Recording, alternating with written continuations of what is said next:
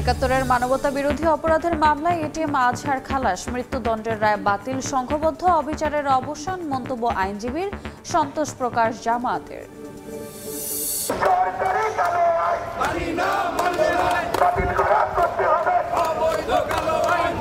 সরকারি চাকরি অধ্যাদেশ বাতিলের দাবিতে সচিবালয়ে আজও উত্তাপ, দফতর ছেড়ে বিক্ষোভ মিছিলে কর্মকর্তা কর্মচারীরা, দর্শনার্থী প্রবেশ বন্ধ, নিরাপত্তা জোরদার।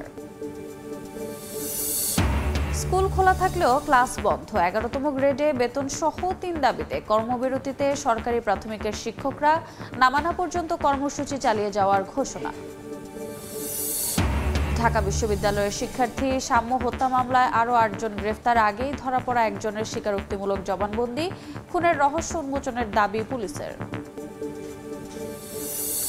এবার মেহেরপুর ও সাতক্ষীরা সীমান্ত দিয়ে 57 জনকে পুশিন, কুড়িগ্রামে বাধার মুখে পিছু হটল বিএসএফ, নিরাপত্তার কমতি নেই, পরিস্থিতি মোকাবিলায় প্রস্তুত বিজিবি।